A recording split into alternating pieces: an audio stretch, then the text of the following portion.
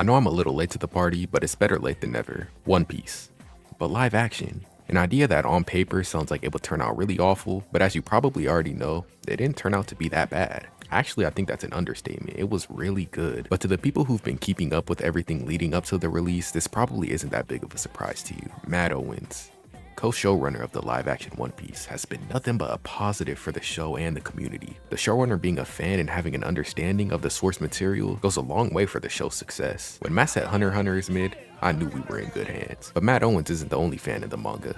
Let's talk about the actors. Inaki Godoy, McKinyu, Emily Rudd, Taz Schuyler, and Jacob Romero, all fans of the manga. Watching the trailers, I was a little iffy on Inaki's take on Luffy, but after watching it a second time, he really did grow on me, and I can definitely see him killing future scenes, and I can't really imagine anyone else being Luffy. Also, my glorious king, Leota, repeatedly vouched for the live action and had a pretty big involvement in the production. Like if Oda wasn't feeling some shit, he could snap his fingers and they would take that shit out, but I expect nothing less from my glorious king. But enough glazing, let's talk about the actual show and what I liked and disliked about it.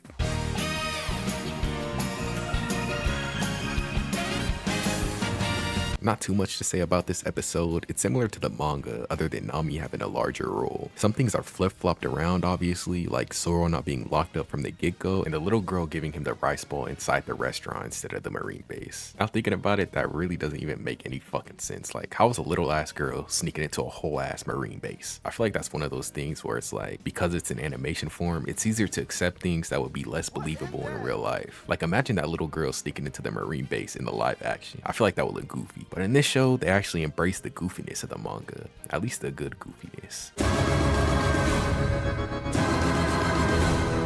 Luffy, Nami, and Zoro still have a conflict with Buggy over the Grand Line map, but it all goes down inside a circus. At this point in the show, Buggy is way more likable in the live action, and he carried the episode for me. Other than the Luffy flashback, that shit was some heat. They also decided to continue the storyline with Helmeppo and Kobe by introducing Garp, and it's basically just their cover story just put into the live action.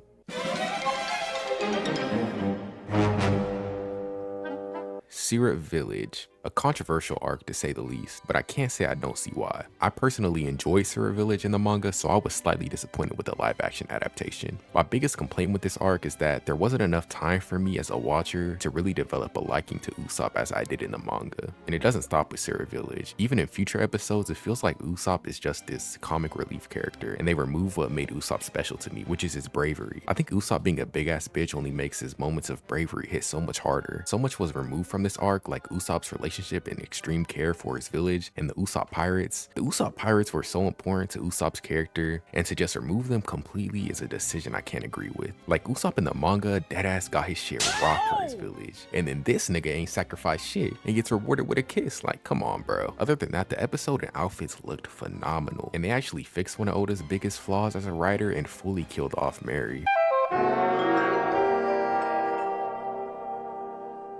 This is my personal favorite arc of the live action. I love Sanji and Zeph. It feels like this is the point where the crew really comes together and becomes closer as a family. But first, we gotta talk about the GOAT himself, Mihawk. His reasoning for coming to the Baratie is very different than the manga. Garp asked Mihawk to capture Luffy, and Don Krieg is also removed from the arc. Don Krieg is a trash villain though, so I could see why they did that, but with the removal of Don Krieg also comes at the expense of the Sanji and Jin relationship. There are little nods to their characters, like they show up, but they have no real importance to the actual story. Mihawk coming to the Baratie in this way isn't as cool as the manga to me. Mihawk just pulling up to the Baratie out of nowhere, saying he pulled up for fun is crazy. But the Zoro and Mihawk fight was perfect. It's basically 1-to-1 with the manga, and the live action is really good at doing that. They take the best parts of the manga and adapt it 1-to-1 to live action, but just change how they get to those parts. For example, Sanji's backstory is almost completely 1-to-1 with the manga, and it makes you feel the same emotion you had while reading or watching the anime. I think this is why the live action is so successful, because they understand the best parts of the series and simply adapt it. Zeph telling Sanji they had the same dream is my favorite moment in the Baratie, and they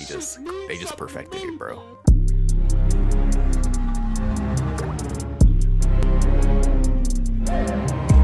Now, I don't know what exactly about Nami's flashback just didn't really do it for me, but I felt so much more emotion in the manga. Maybe it's just the pacing. It felt a lot shorter. I think most of my criticism for the live action comes down to there just not being enough time to tell the whole story, but I think they did the best with what they got. But bruh, the walk to Arlong Park, That shit was peak. This is one of those times where they adapted it 1-to-1 and it was beautiful. Unfortunately, this is where it fully settled with me that Usopp really is just getting sidelined for the first season. Usopp versus Chu was pretty bad. It really doesn't feel like Usopp is that scared for his life, and they fail to capture how he feels shameful and embarrassed for not even trying to fight Chu. But even though he feels immense fear for his life, even though he knows he'll probably lose, he chooses to confront his fears and fight for his crew in Cocoa Village. But something else the live action made me realize is that Usopp really isn't a bitch. He's just surrounded by a bunch of real niggas. Luffy, real nigga. Zoro, real nigga. Sanji,